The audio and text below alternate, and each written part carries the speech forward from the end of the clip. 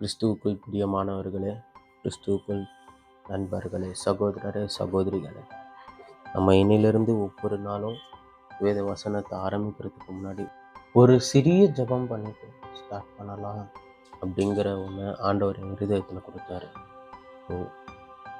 ஆண்டவரே, இந்த நாளை காண செய்ததற்காக மிக்க நன்றி. இந்த புதிய நாளிலே புதிய கிருபையினால் எங்களை நிரப்பும் தேவா. உடைய வேத வசனங்களை நாங்கள் வாசிக்கும் போது வாசிக்கிற எனக்கும் கேட்கிறவர்களுக்கும் கர்த்தாவே, இந்த வேதத்தின் மகத்துவங்களையும் ரகசியங்களையும் நீர் அருளி செய்யும் ஆண்டவரே.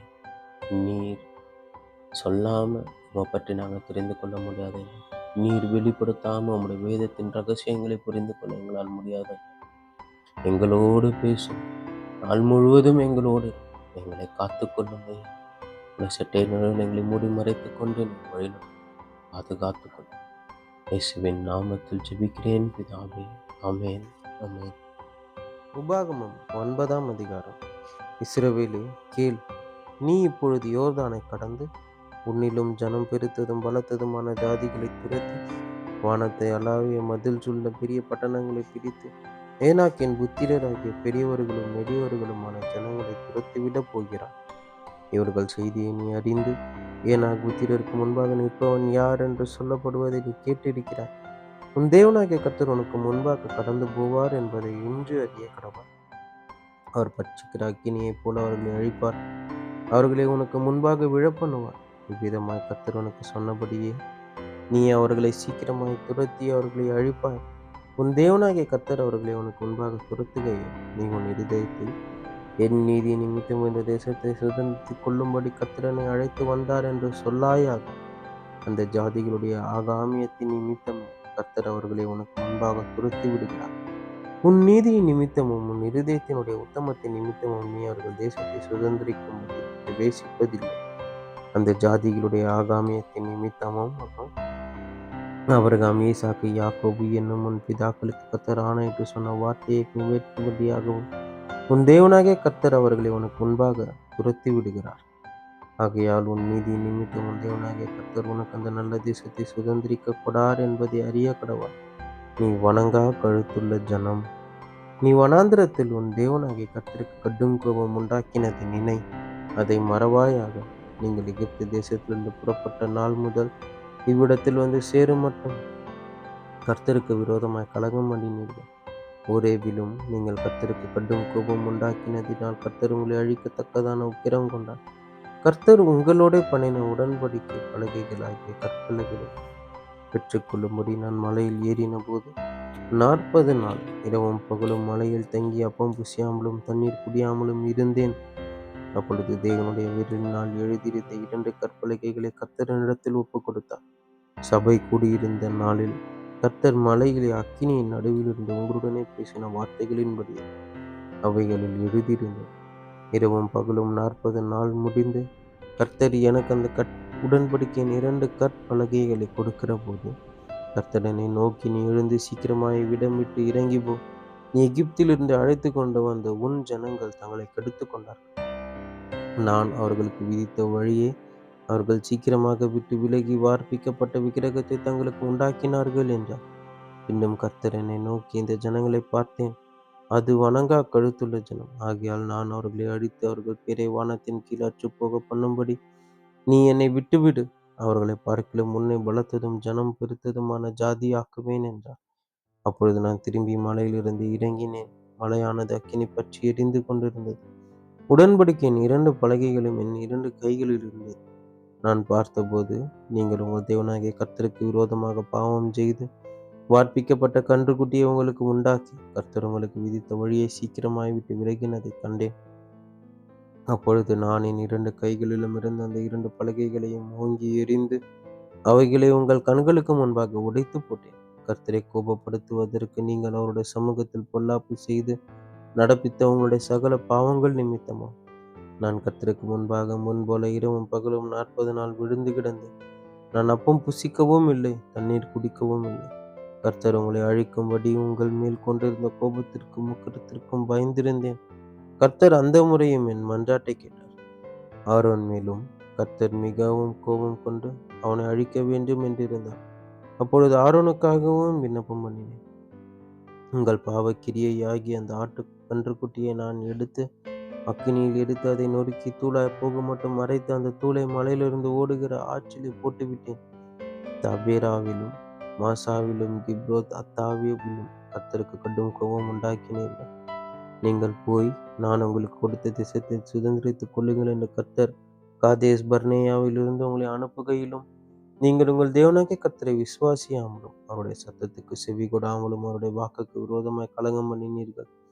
நான் உங்களை அறிந்த நாள் முதற்கொண்டு நீங்கள் கர்த்தருக்கு விரோதமாக கலகம் பண்ணுகிறவர்களாய் இருந்தீர்கள். கர்த்தர் உங்களை அழிப்பேன் என்று சொன்னபடியினால் நான் முன்போல கர்த்தரின் சமூகத்தில் இரவும் பகலும் 40 நாள் விழுந்து கிடந்தேன். அப்பொழுது நான் கர்த்தரை நோக்கி பண்ணின விண்ணப்பமாவது, கர்த்தராகிய ஆண்டவரே, தேவரீர் உம்முடைய மகத்துவத்தினாலே மீட்டு பலத்த கையினால் எகிப்திலிருந்து கொண்டு வந்த உமது ஜனத்தையும் உமது சுதந்திரத்தையும் அழிக்காதிருப்பீராக.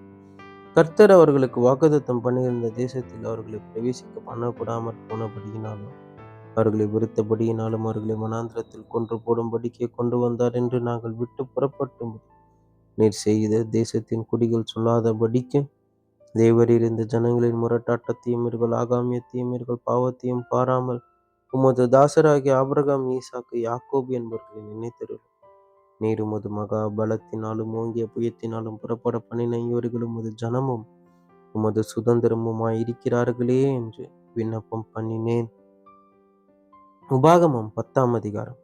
அக்காலத்திலே கர்த்தர் என்னை நோக்கி, நீ முந்தினவைகளுக்கு ஒத்த 2 கற்பலகைகளை வெட்டி கொண்டு மலையின் மேல் ஏறி என்னிடத்தில் வா, ஒரு மரப்பெட்டியையும் செய்வாயாக. நீ உடைத்து போட்ட முந்தின பலகைகளில் இருந்த வார்த்தைகளை நான் அந்த பலகைகளில் எழுதுவேன். நீ அவைகளை பெட்டியிலே வைப்பாயாக என்றார். அப்படியே நாம் சீத்தி மரத்தால் ஒரு பெட்டியை செய்து முந்தினவைகளுக்கு ஒத்த 2 கற்பலகைகளை வெட்டி அவைகளை என் கையில் எடுத்துக்கொண்டு மலையில் ஏறினேன்.